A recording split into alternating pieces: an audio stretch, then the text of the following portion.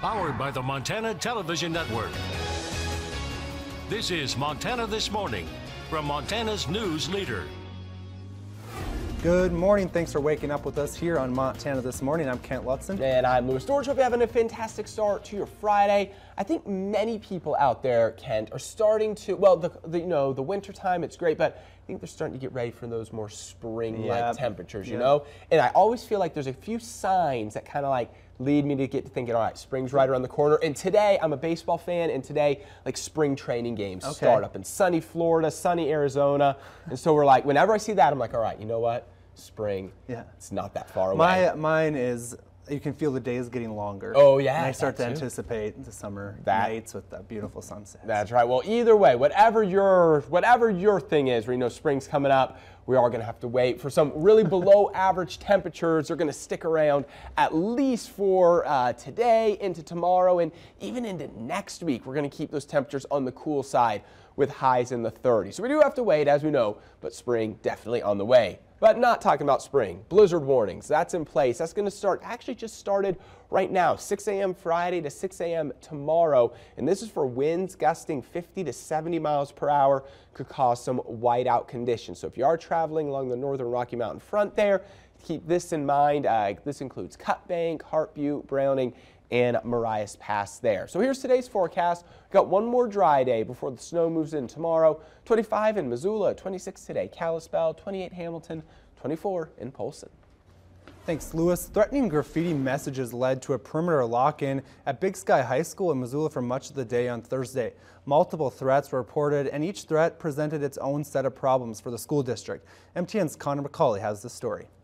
Over the course of the last week, both regionally as well as in our local schools, we've experienced a variety of concerning events, including some threats. That is Superintendent Mark Thane, who had to address the round of threats that faced Big Sky High School on Thursday. These threats were non-specific, but warned students to not be in school Thursday around 1 o'clock. There were 2 threats in total that were written in graffiti at the school, one in the women's bathroom and the other in the men's.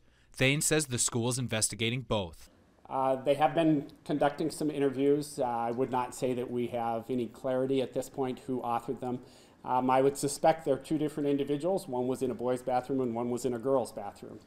Students and parents were notified of the threats, and students were allowed to leave school with a parent or guardian's permission, which the district communication director, Hatton Littman, says is standard protocol. There was no active shooter on any Missoula public school campus on Thursday, and for the students that were still in high school, classes resumed as normal. Multiple officers were sent to the school as a precaution, and all entrances to the school were guarded by staff because of the perimeter lock-in status. Friday, school will resume for Big Sky High School with some added security. We're confident that we have done what we can to address the threats. We'll have increased levels of law enforcement and security at the building tomorrow, but yes, we will have school as scheduled.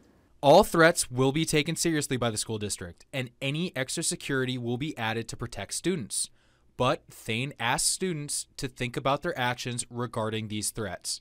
I really implore students in particular who may feel for some reason compelled to create rumors or to issue threats to contemplate the long-term consequences of their actions. And in the wake of a tragedy like was experienced in Florida, I think it's critical for students to understand the negative impact that has on their fellow students as well as the families in the community. Connor McCauley, MTN News, Missoula. Multiple schools have received threats to their students and staff over the last several days across western Montana. Besides the graffiti threats from yesterday, at Big Sky High School, one student received a threat directly to her phone. A high school-aged girl reported it to the Missoula Police Department Wednesday afternoon. The Big Sky High School student got the threat over Snapchat from a student that attends a private high school in the area. In the Snapchat, the student who made the threat was sitting next to a firearm, which implied danger to the Big Sky student. The reason that we're investigating this one, as opposed to maybe others that are handled internally, is that we have a specific person coming to us and making a complaint and asking us to file a report and investigate. The photograph was sent to a specific person. Specifics plays a pretty heavy role also. Officers are still investigating the incident but say both parties have been cooperative. And in national news, law enforcement in Florida is reeling after learning one of their own was at the Parkland shooting last week and could have stepped in to help stop the bloodshed. Instead, he stood outside while shots were being fired. This as the president is leading the charge, calling for more adults inside schools to be armed. John Schumo has the latest. The Broward County Sheriff says it made him sick to his stomach to see a new surveillance video that shows an armed officer who was at the Parkland, Florida high school last week during the shooting stand by and do nothing. What I saw was a deputy arrive at the west side of Building 12, take up a position, and he never went in. That deputy, Scott Peterson, resigned yesterday after being suspended without pay. This revelation comes on the second day in a row President Trump called for teachers and other school personnel to be armed. He said they should even get paid extra to carry a gun. Nobody's going to attack that school, believe me, because they're cowards. They don't want to be shot at. That stance was echoed by the head of the NRA at this week's Conservative Political Action Conference. Our NFL games, our office buildings, our movie stars, our politicians, they're all more protected than our children at school. Does that make any sense? President Trump, who will speak today at the same CPAC event, broke slightly with the NRA yesterday, tweeting in part, "I will be strongly pushing comprehensive background checks with an emphasis on mental health, raised age to 21, and end sale of bump stocks." John Schumo, CBS News. The Broward County Sheriff's Office placed 2 other deputies on restricted duty. It's looking into whether they properly handled 2 telephone tips over the last 2 years, warning that the suspect might be inclined to commit a school shooting.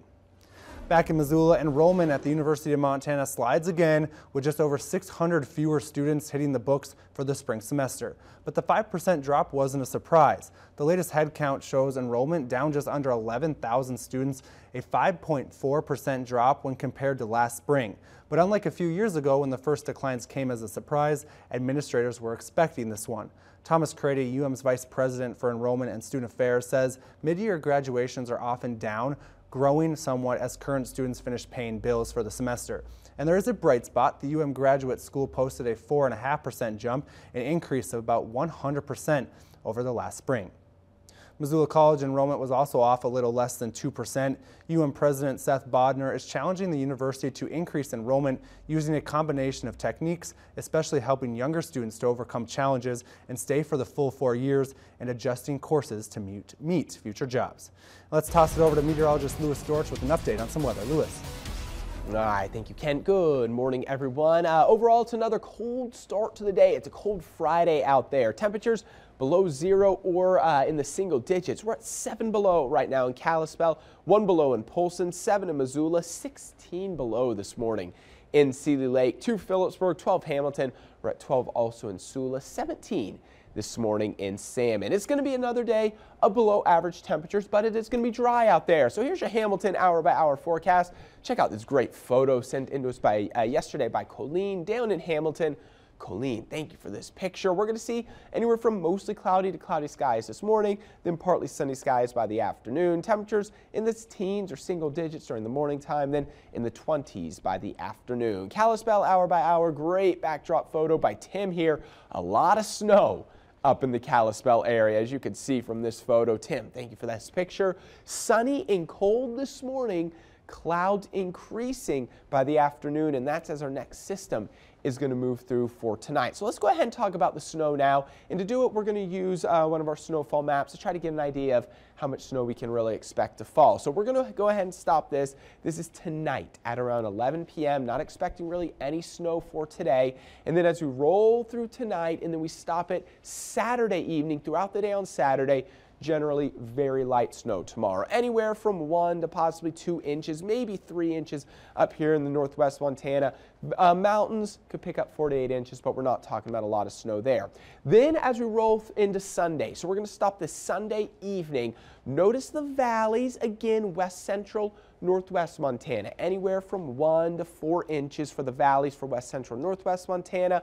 Then on Sunday for the mountains with the stronger system could pick up anywhere from up to a foot of snow. But then I want to focus on this area right here. This is specifically from Stevensville to Lost Trail Pass. We're looking at the potential as this cold front moves through, heavier snow developing along that front, 4 to 8 inches possible there in the Bitterroot Valley. So this is something that we're going to continue to monitor throughout the weekend, as we do have the potential for heavier snow in southwest Montana. So stick with us. We'll keep you updated on that as we move throughout the day, today and through the weekend. Notice in your 7-day forecast, dry today, and then active weather picks up for the weekend, lasting into next week, as we're going to keep temperatures in the 20s today, snow and 30s move in Saturday, Sunday, and lasting into next week.